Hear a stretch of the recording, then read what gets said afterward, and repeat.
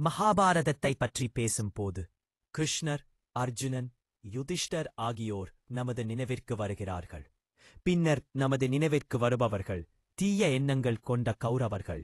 நாம் கடைசியாக நினைவு கூறும் கதாபாத்திரம் என்றால் அது விதியால் வதைக்கப்பட்ட, பலரால் பலமுறை சபிக்கப்பட்ட கர்ணன் என்கிற மனிதன் ஆவார். ஆனால் மகாபாரதத்தில் கர்ணனின் பங்கு மிக முக்கியமானது. சூரியபுத்திரன் ஆன கர்ணனைப் பற்றி அதிகம் அறியப்படாத 11 தருணங்களை இங்கே நாங்கள் பகிர்கிறோம். அவர் ஒரு சிறந்த நாயகனுக்கு நிகரான மனிதர் என்பதை இத்தருணங்கள் மூலம் நாம் உணரலாம்.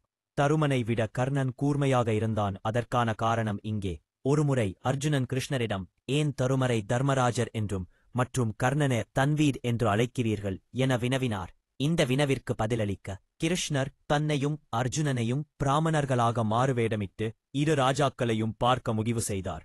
முதலில் தருமரை சந்தித்து உணவு சமைக்க சந்தனத்தை கேட்டார்கள். அந்த நேரத்தில் பலத்த மழை பெய்து கொண்டிருந்தது. தருமரால் எரிபொருளாக பயன்படுத்த ஏற்ற உலர்ந்த சந்தனத்தை கண்டுபிடிக்க முடியவில்லை. அவர் இருவரிடமும் மன்னிப்பு கேட்டு அவர்கள் இருவரையும் வெறுங்கையுடன் அனுப்பினார். பிறகு அவர்கள் கர்ணனிடம் சென்று அதையே கேட்டார்கள். கர்ணன் உலர்ந்த சந்தனத்தை எல்லா இடங்களிலும் தேடியும் கிடைக்கவில்லை.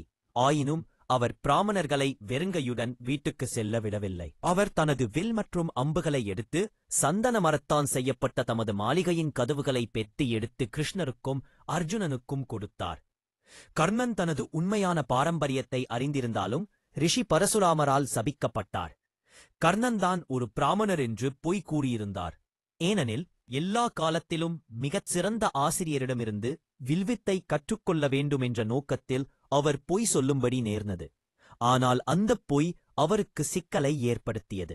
இருப்பினும் உண்மையில் கர்ணனின் உண்மையான பாரம்பரியத்தைப் பற்றி பரசுராமர் அறிந்திருந்தார். ஆனால் பின்னர் நடக்கப்போகும் விஷயங்களும் அவருக்கு தெரிந்திருந்தது.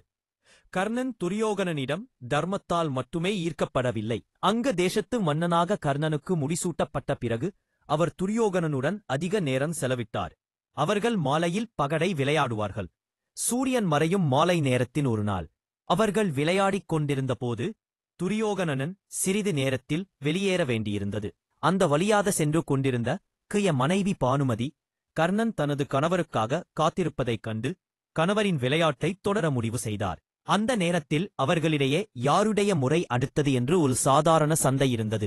விளையாட்டுத்தனமாக கர்ணன் பானுமதி கையிலிருந்து பகடை பறிக்க முயன்றான். அவர்கள் அசைந்து கொண்டிருந்தபோது பானுமதியின் உடை இடையிலிருந்து வெளியேறியது. அவளது முத்து நகை உடைந்து முத்துக்கள் தரையில் எங்கும் சிதறிக் கிடக்கின்றன.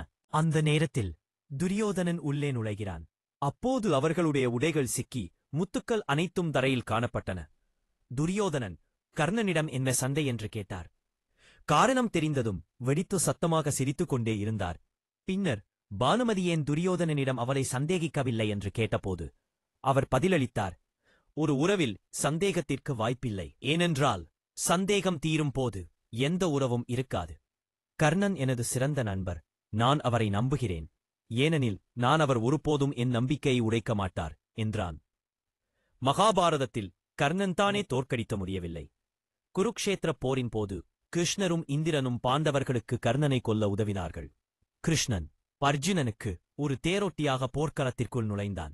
இந்திரன் கர்ணனிடமிருந்து கவசத்தை எடுத்துச் சென்று அர்ஜுனனுக்கான வழியை தெளிவுபடுத்தினான். கடைசி வரை கர்ணன் தான் செய்த எல்லாவற்றிற்கும் துரியோதனுக்கு நன்றி செலுத்தினார். போருக்கு முன்பு கிருஷ்ணர் கர்ணனை எதிர்கொண்டு அவர் எப்படி பாண்டவர்களில் மூத்தவர், சிம்மாசனத்தின் சரியான வாரிசு என்று சொன்னார்.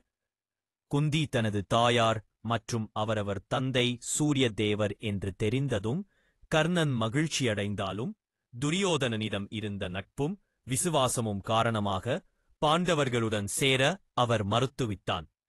உண்மையைச் சொன்னால் கர்ணன் மட்டுமே வாழ்நாள் முழுவதும் தர்மத்தை பின்பற்றினான். கிருஷ்ணர் பல சந்தர்ப்பங்களில் கர்ணனை புகழ்ந்தார். போரின் நடுவில் கிருஷ்ணர் அர்ஜுனனிடம் கர்ணன் உண்மையில் ஒரு உண்மையான போர்வீரன் என்றும் அவரை விட மிகச் சிறந்தவர் யாருமில்லை என்றும் கூறினார்.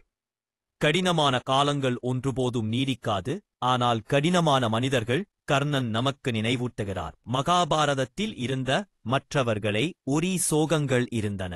போரில் கர்ணரின் அனைத்து மகன்களும் ஒருவரைத் தவிர பாண்டவர்களால் கொல்லப்பட்டனர். கர்ணனின் வாழ்க்கை மாறி மாறி பல்வேறு சோகங்கள் மற்றும் தியாகங்களால் சூழப்பட்டது. அவர் தவறான அணுகுமுறையால் அடிக்கப்பட்டார். துரியோதனன் செய்வது தவறு என்றால் அவர் துரியோதனை முடிவில்லாமல் ஆதரித்த செயலில் ஈடுபட்டவர். கர்ணன் இந்தியாவின் மன்னனாக வேண்டும் என்று பகவான் கிருஷ்ணர் கோரியிருந்தார். போரைத் தவிர்ப்பதற்காக அவர் கர்ணனை மன்னனாக ஆகும்படி கோரினார். தருமர் மற்றும் துரியோதன் இருவரும் மூத்தவராக இருப்பதால் கர்ணன் அரியணைக்கு சரியான வாரிசு என்று அவர் வாதிட்டார். ஆனால் கர்ணன் இந்த வாய்ப்பை மறுத்துவிட்டார். குருக்ஷேத்திரப் போரில் பாண்டவர்கள் வெற்றி பெறுவார்கள் என்பதை கர்ணன் எப்போதும் அறிந்திருந்தார். பாண்டவர்கள் போரை வெல்வார்கள் என்று உனக்கு எப்படி தெரியும் என்று கர்ணனிடம் கிருஷ்ணர் கேட்டார். அதற்கு அவர், குருக்ஷேத்ரா ஒரு தியாகத் பூமியாகும். அர்ஜுனன் தலைமை பூசாரி, நீ கிருஷ்ணர்தான் பிரதான தெய்வம், நான் கர்ணன், பீஷ்மதேவர், துரோணாச்சாரியர், துரியோதனன் ஆகியோர்தான் தியாகம். இதைக் கண்டு நெகிழ்ந்த கிருஷ்ணர் கர்ணனிடம், நீங்கள் பாண்டவர்களில் சிறந்தவர் என்று கூறி அவர்களின் உரையாடலை முடித்தார். கர்ணன் கிருஷ்ணரின் படைப்பு என்று சில கோட்பாடுகள் கூறுகின்றன. தியாகத்தின் உண்மையான அர்த்தத்தை உலகுக்கு காண்பிப்பதற்காகவும் அவர்களின் தலைவிதியை ஒருவர் எவ்வாறு ஏற்றுக்கொள்ள வேண்டும் என்பதையும் மக்களுக்கு உணர்த்தவும் கிருஷ்ணர் கர்ணனை உருவாக்கினார்.